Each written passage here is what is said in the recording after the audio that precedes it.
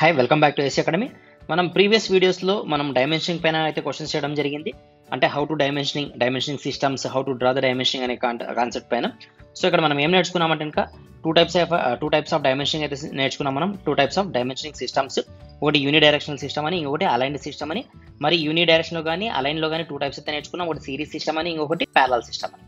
So ఇవన్నీ మనం previous వీడియోలో అప్లోడ్ చేయడం జరిగింది, ఆల్రెడీ మనం చూడడం జరిగింది.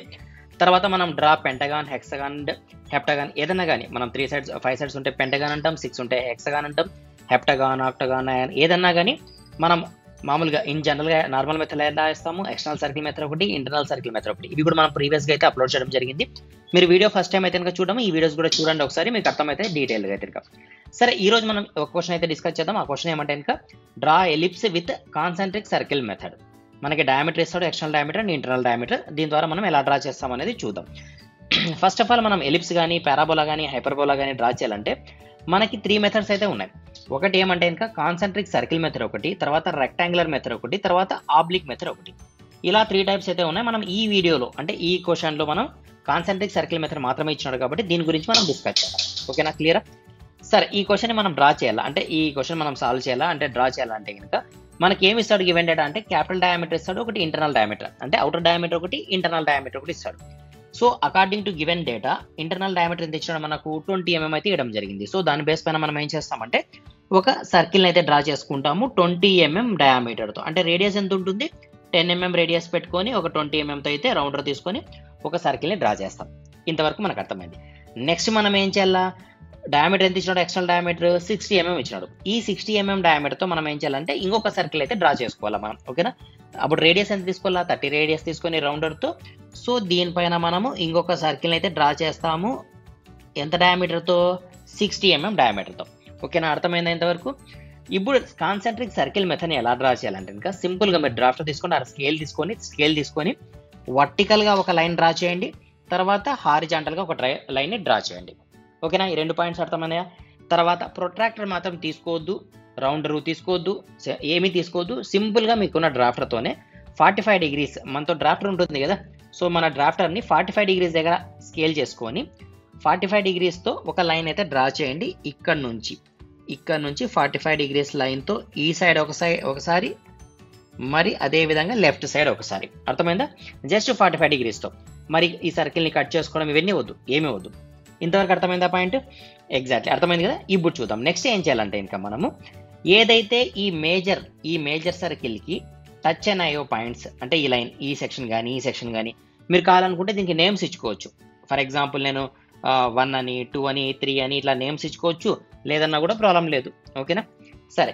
ఇప్పుడు నెక్స్ట్ మనం ఏం చేయాలా, ఎక్కడైతే మేజర్ సర్కిల్ దగ్గర ఈ పాయింట్స్ లైన్స్ అయితే క్రాస్ అయినాయో ఆ మేజర్ సర్కిల్ దగ్గర మనం ఏం చేయాలంటే కనుక వర్టికల్ లైన్స్ డ్రా చేయాలి. ఓకేనా, వర్టికల్ లైన్.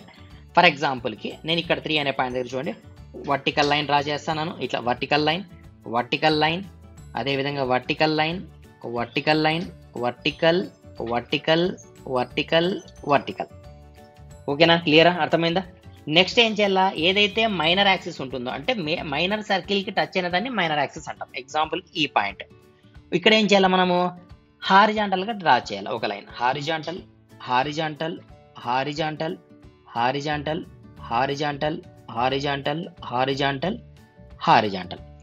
ఏం సార్ దీనివల్ల యూజ్ ఏముంది అంటే ఇప్పుడు బాగా అబ్జర్వ్ చేయండి, మీకు ఇంటర్సెక్షన్ పాయింట్స్ కనిపిస్తున్నాయా?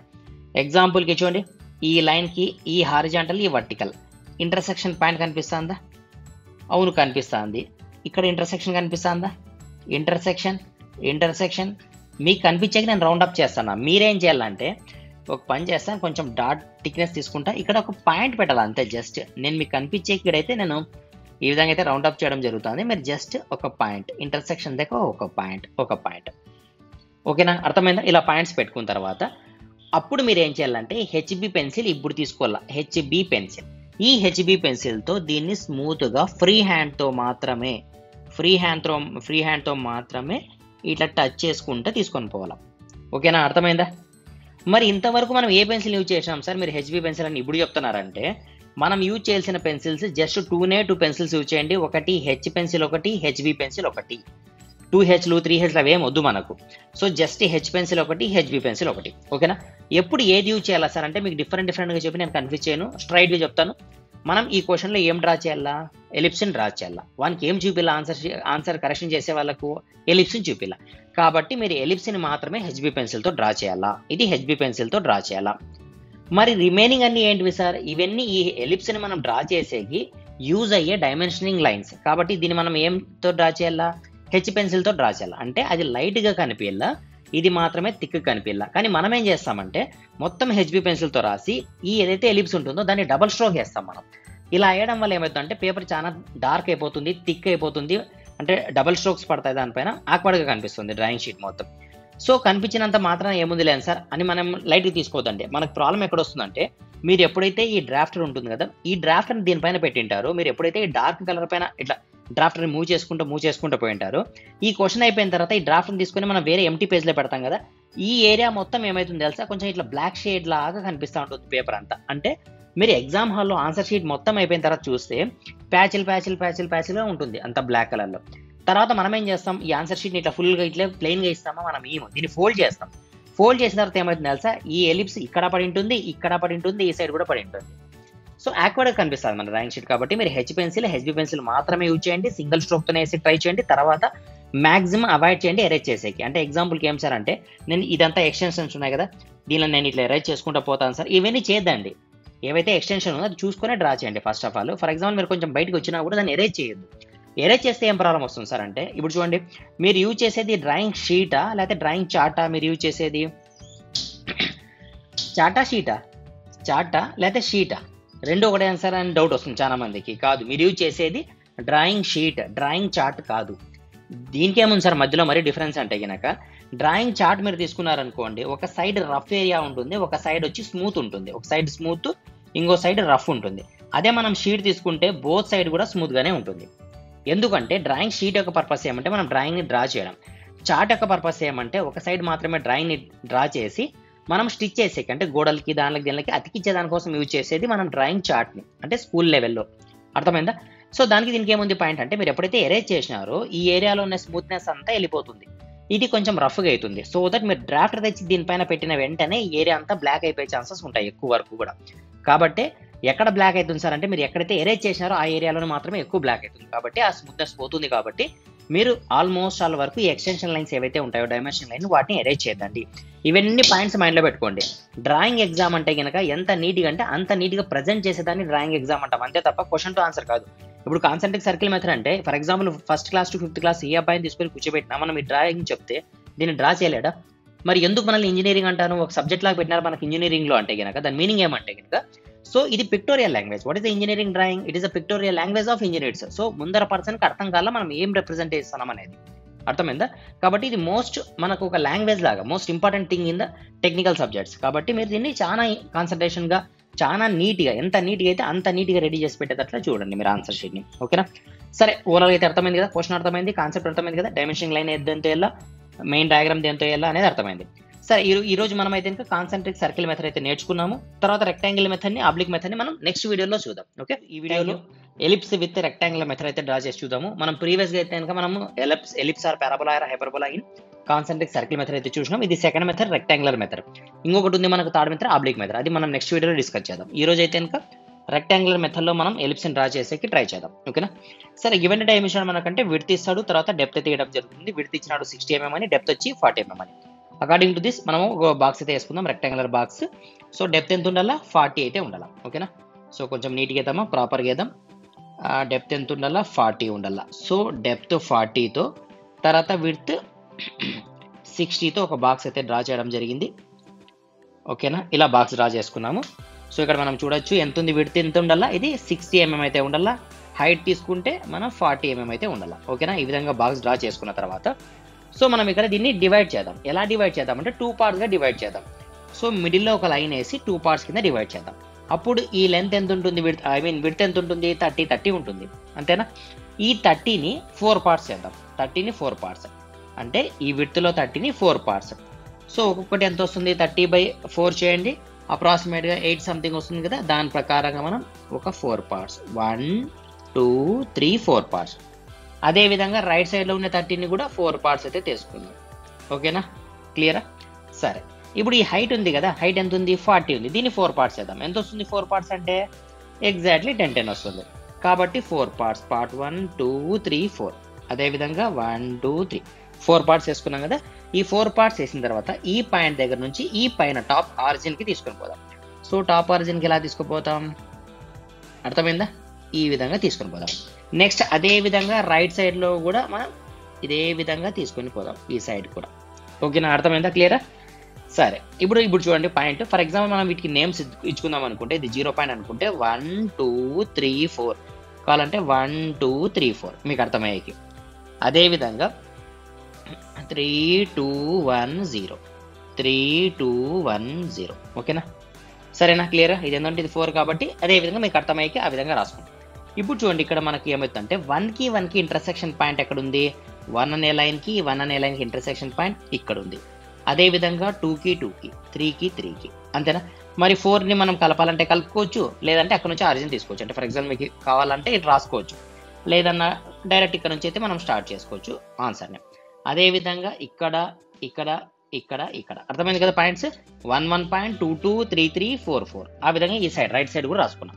ఇప్పుడు మనం హెచ్బి పెన్సిల్ తీసుకొని, హెచ్బి పెన్సిల్ అంటే కొంచెం డార్క్ ఉండే పెన్సిల్ తీసుకొని స్మూత్గా సింగిల్ స్ట్రోక్లో దీన్ని టచ్ చేసుకుంటూ మనం తీసుకోపోవాల్సి వస్తుంది. ఓకేనా, ఈ విధంగా. సో ఇక్కడ మనకి ఏం ఫామ్ అయింది? ఎలిప్స్. మనకి ఎలిప్స్ అని ఇచ్చిన క్వశ్చన్లో ఎలిప్స్ ఇచ్చిన, పారాబోలా ఇచ్చిన, హైపర్బోలా ఇచ్చిన, రెక్టాంగులర్ మెథడ్ అంటే ఇదే ఫార్మాట్లో మనం రాయాల్సి వస్తుంది. దీన్ని మనం ఏమంటామంటే ఎలిప్స్ ఇన్ రెక్టాంగులర్ మెథడ్ అంటాం. క్లియర్గా అర్థమైందా కాన్సెప్ట్ అంతా? ఎగ్జాక్ట్లీ అర్థమైంది.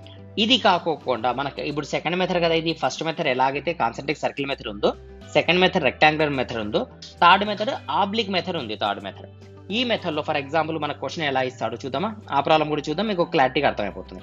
ఫర్ ఎగ్జాంపుల్ ఇక్కడ మనకి ఏమన్నా అంటే ellipse with oblique method or oblong method అంటాడు. డెప్త్ ఎంత ఇచ్చినాడు? 60 ఇచ్చినాడు.